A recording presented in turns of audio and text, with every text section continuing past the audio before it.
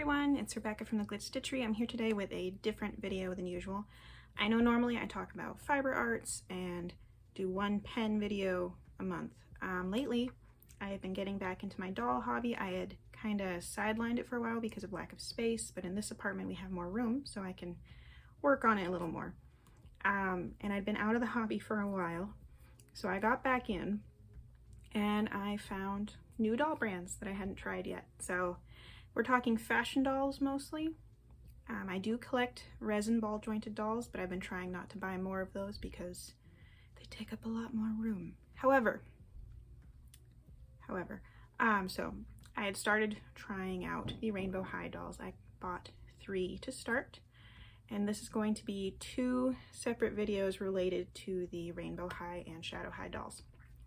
And you can see it behind me, but one of the rainbow high dolls I bought was the 24-inch Amaya Rin.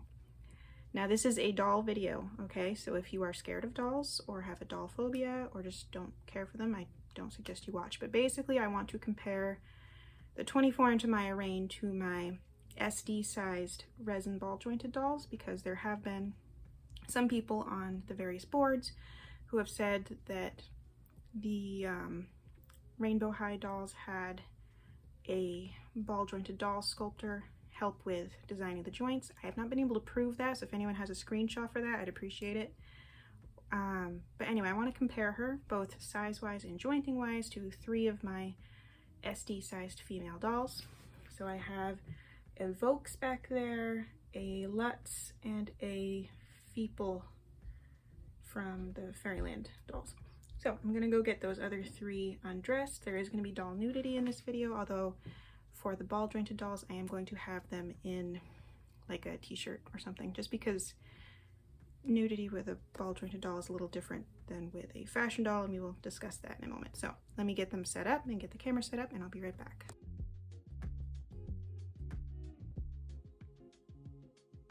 All right, so it was very difficult to get all 4 dolls in frame. And now you can see a bunch of my messy craft stuff off to the side, but hopefully you can handle that.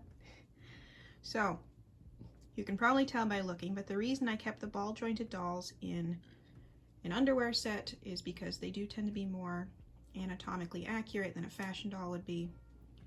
But all the same, the point of this video, hopefully, is to show you, if you're a collector of resin ball jointed dolls, and also a fashion doll collector, whether or not you think the 24-inch Amaya Rin is worth having in your collection. On the other hand, if you have the 24-inch Amaya Rin, showing you what she looks like compared to the larger sized ball jointed dolls and what their jointing's like, will hopefully help you decide if you want to add one of those to your collection in the future. So just a comparison, and then we'll also try on some clothes on Amaya to see what size she wears. Because looking at her hip size is definitely going to be the biggest problem, I think. Anyway, so on this side we have a Volks SD13 Tachibana. So she's the oldest doll in my collection. An SD13 is a smaller sized SD. SD stands for Super Dolphy. There's a whole lot of history there, so I suggest you look it up. But basically, they're in roughly the 60 centimeter range. So she's on the smaller side. She might be more like a 55 centimeter. And then in the middle, we have a Luts, where's my notes? Here we go. Luts Senior Delf Ani. She is one of my favorites. They're just beautifully sculpted, but they're an average sized SD doll. So right around the 60 centimeter mark. And most SD size clothes will fit her. She is a little bit on the bigger busted side, but she does fit everything I own really well, and she fits in most SD sized shoes. Shoes tend to be a problem when you have dolls from different brands. They don't all fit in every size shoe. On the very end, we have a Fairyland hybrid. So the body is a Feeple65, making her closer to the 65 centimeter mark. However, the head is a Feeple60 head. Specifically the elf-eared Rin head from an event. Most people would not have that head on that body. Most people would have a Feeple65 head, which is a little bigger, and then she would look a little more proportionate. I liked that proportions because it reminds me more like American style comic books proportions, but she is very hard to dress. So just, you know, if you were looking at that size, keep that in mind. It is almost impossible to find clothes to fit her. All right, so that's all of that. Now, this is, as I said, this is the oldest doll in my collection. Now, at the time when she was made, most dolls were single jointed, so she has single joints in her elbows. Does she have a, she does have, okay, so they have a head cap where you put the eyes in, and it's how the, I'll show you.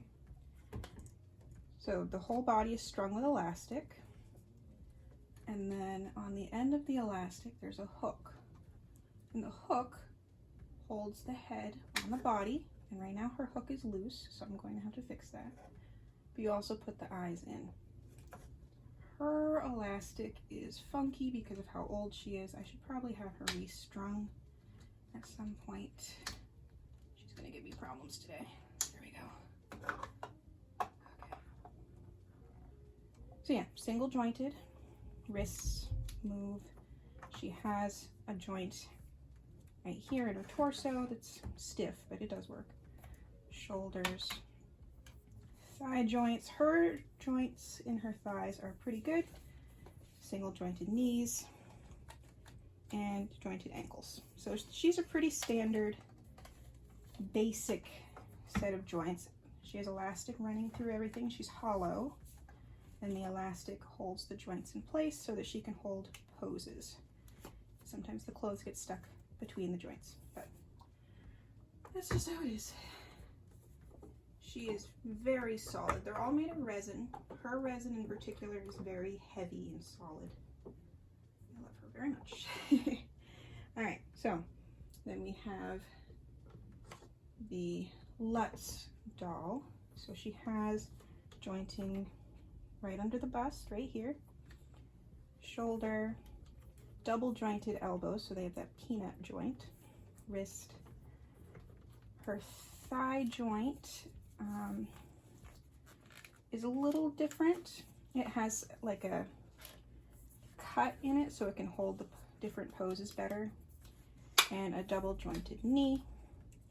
I really like the knees. Maybe it is a single joint. I don't know. I really like the knees on the Luts dolls. They're really nicely sculpted.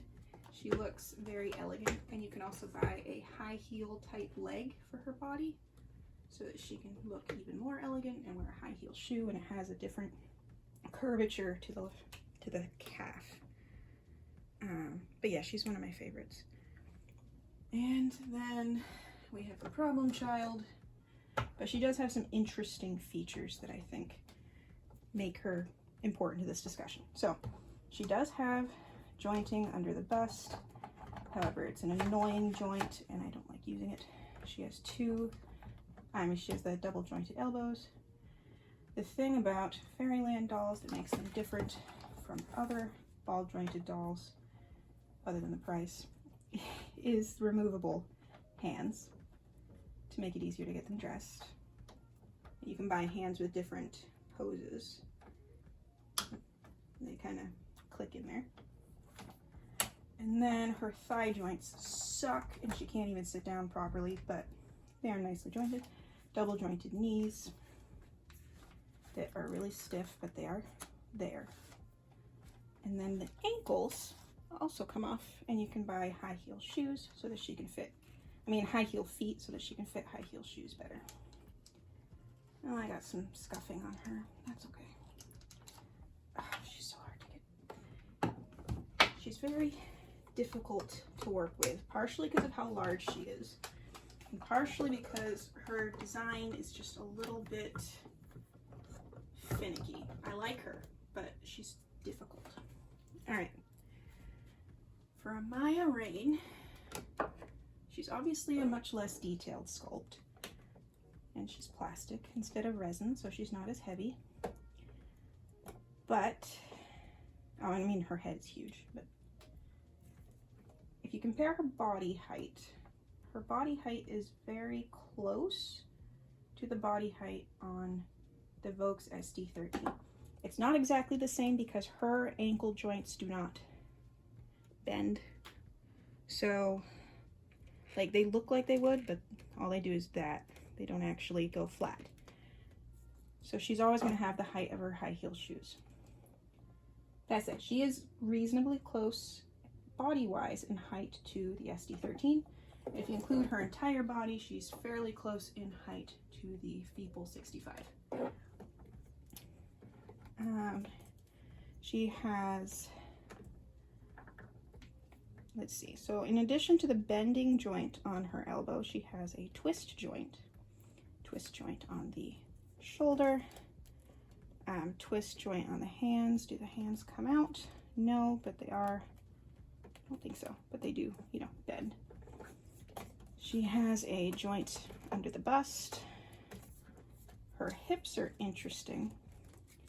So she has like an extra cup in her hip so that it can get more dramatic poses. Twist joint at upper thigh. Double jointed knees, but they're very stiff, so be careful with them. I feel like it should go, but it doesn't want to, and I don't want to break it. I can hear noises. So I'm a little nervous about that. That's the other one. Yeah, I don't know. I'm concerned that the plastic joint will break if I force it, so I don't want to mess with that. The joint at her ankle moves a little bit, but just to make it so she can go on her toe like that. And it does look like it might have a twist motion to it. Yeah, it does. Okay, let me hold that steady. Yes. All right, so there's that. Now another difference, of course, is that her hair is rooted. Ball jointed dolls wear wigs. Her eyes are inset permanently. You can swap out the eyes on ball jointed dolls. In terms of the face up, you know, changing the face makeup, artists will do that on both types of dolls. Like it's pretty much the same process and very similar materials. There isn't any real difference there. Her legs should really bend all the way. What am I missing here? Jointing is there. Her hair's so long. First thing I did when I got her was I washed the gel out and, you know, styled it so it would be out of my way for this video. All right, let's see. What am I missing? I can see the joint. It should just move in this direction, in this direction. Oh, there we go. And you know what? I will be happy with that amount for now. But we got movement. So they do work. They're just really, really stiff. And they click. Okay, so there might be like a click joint mechanism in there so they can go degrees in either direction. I'm not sure. And her head has limited movement because it's giant. Her proportions vaguely remind me of Blythe, just slightly less extreme. So when you have her next to the other girls, you can see that her torso height is shorter and her hips are wider. So dressing her might be a little difficult. She will probably fit closer to the SD13 size. We are going to try some stuff on. So I'm going to get the other girls out of the way and we're just going to focus on Amaya for a little bit. I'm really impressed at how well she just stands in those heels. But they did a pretty good job balancing her. So her, I don't know, it's just, she stands really, really well. I'm very impressed with that. Part of it though is probably because of how stiff her joints are. They're not going to collapse under her own weight. Probably as you play with her and her joints loosen up, it's possible she might fall over more often. They didn't include a stand, so. All right, so I have a bucket of clothes we can try on her. One of the nice things about SD size dolls is, at least for the tops, they sort of fit into American Girl sized clothes. So I have a fair amount of clothes from like the Our Generation dolls and the My Life As dolls. I think this one was My Life As. And they fit fairly well at the top, not very much at the bottom. Usually they're way too short. So that's an option. Oh, don't fall over and hit Daria. Okay. So this is probably going to fit. We will try all this stuff on and I will take pictures if it fits. So that's an option. I have an SD16 outfit pack in here from Volks. So we'll try that. I have pants from Luts that are almost certainly not going to fit, but we can try. This one is an Our Generation dress. This is an SD16 dress. I like this one. A few shirts. I did bring out some shoes just to do a comparison. So let me make sure I'm in frame for this part. So these are the shoes she came with. Her feet are permanently stuck in high heel shape. Now this is a SD sized heel from Luts. And I mean, the curve is right, but her feet are way too big. I'm pretty sure that's gonna go for all of these. They're just too wide to fit into the shoes, mostly in the toe area. So yeah, that's just not gonna work. She's just gonna have to wear her shoes, and hopefully they will come out with some new shoes for her. All of these are fairly simple, so they should fit most things.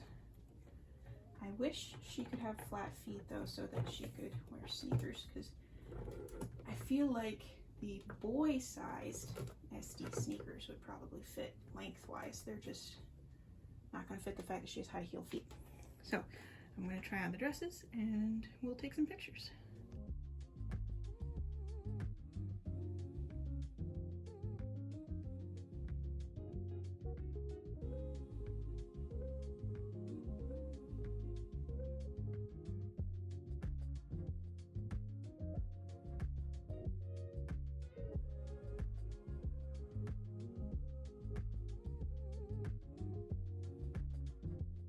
So this is going to be the last outfit I put on her today, mainly because it's just so annoying to get on. You can't see it from the front, but there's like 10 separate hook and eye fasteners just to close up the back of the dress, and teeny tiny snaps on the sleeves. And anyway, it's a beautiful dress. It's a Volks dress, I think for the SD16 size. Of the different outfits I tried on her, this one did fit the best, I think. The biggest issue you're going to have is her hip size. So her hips make it way too wide for her to fit in any of the more fitted bottom parts. So like the pants didn't fit. Dresses that had a nice cinched in waist, the waist didn't fall correctly on her, so then they didn't sit correctly and they bunched up strangely. This dress works okay because it does have that wider waist section, and it's only elastic around the bust portion. The entire bust portion is elastic, so it can fit on a multitude of different doll bust sizes, because Super Dolphy does make a lot of different bust sizes for their dolls. So they want their dresses to be size inclusive. So this one is actually a really nice choice, and I do like it. Maybe a little odd with her rainbow hair, but I do really like this dress, and it works with her socks and shoes reasonably well. I do wish she had more shoe options, but that is just a whole nother issue. So that's about it. Hopefully this video was at least a little bit helpful. In the future, I am going to do a follow-up video talking about the normal fashion doll 1/6 scale, play scale rainbow high dolls, and how they compare size-wise to my other fashion dolls, as well as how they compare to 1/6 and 1/4 scale ball jointed dolls. So you can look forward to that in the future. But for now, yeah, I hope this was helpful, and I hope to see y'all again soon. Thanks for watching.